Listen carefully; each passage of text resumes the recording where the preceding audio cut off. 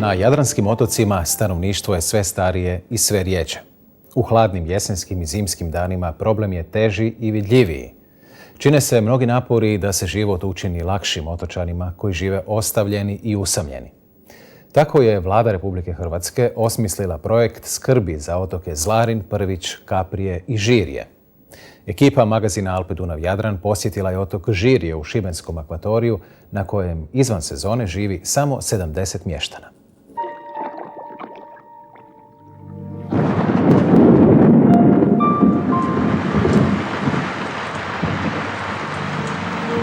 Ljetne dane i turističku vrevu na Žirju, najudaljenijem naseljenom otoku u Srednjoj Dalmaciji, otpuhala je bura isprava kiša.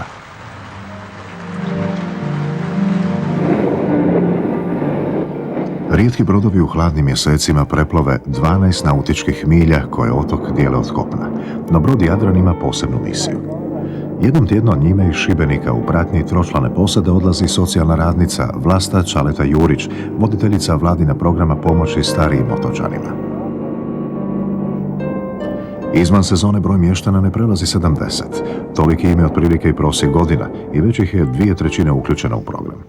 U glavnoj otočkoj luci Muni čekaju Miljenka Alić i Milenka Mrvica, domaćice koje svakodnevno posjećuju korisnike programa i pomažu im. Pomažu pritom i sebi, jer su prije par godina sve 3 ostale bez posla. Automobilom punim namirnica odlaze u uvalu Koromašna.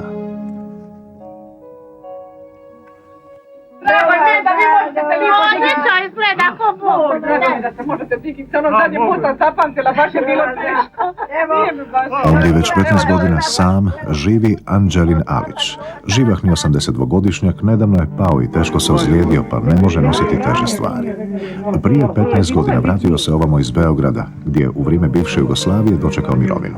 Ostavio je udoban stan jer misli da nigdje nije ljepše nego na njegovu otoku.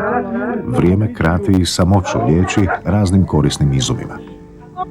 Ovo je nešto, kad nemamo ribe, onda ćemo se grijati. I ovako stavimo. Blok od šamota postoje pečica, dostatna za njegov skroman dnevni boravak. I dovoljno štedljiva za još skromniji kućni proračun, utemeljen na mirovini od 150 eura. Naknada je to za 48 godina radnog staža nekadašnjeg dunavskog lađara. Uz dostavu namirnica, savjete oko socijalnih prava, dogovaranje termina za liječnički pregled i malo razgovora, dobro dođe čovjeku koji živi u uvali sa 7 stalnih stanovnika.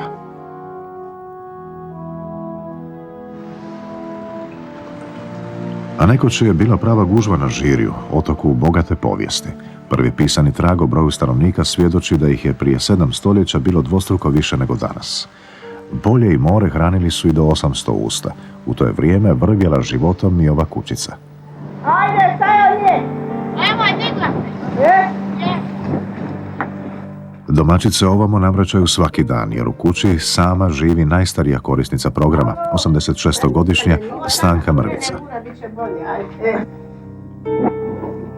Najteže joj je za promjenjiva kišnog vremena. Tad je najviše boli kuk, koji je prije 10 godina morala operirati. Ponekad joj se ne da ni ustati iz kreveta. Domaćice potiču da se kreće i redovito pije lijekove. Kupuju joj namirnice i obavljaju većinu kućanskih poslova. Ona koja je cijeli život brinula o obitelji i domu, teška srca pristaje na to. Jao, što sam dočekao. Pa komendanci nije bilo kad smo morali jeti na operaciju. Ano kako smo moje dvojke lipo napravili. Bog ih blagoslovi. Bog je važna karika u životu bake Stanke. Uz simbole vjere okružuju je obiteljske fotografije i druge uspomene. Ovo sam ja, a ovo mi je i moj sin mi je živ, a ovo mi je muž, a ovo mi je sin stariji pa je umra. I muž i sin, i unuk poginija. Eto ti kako mi je.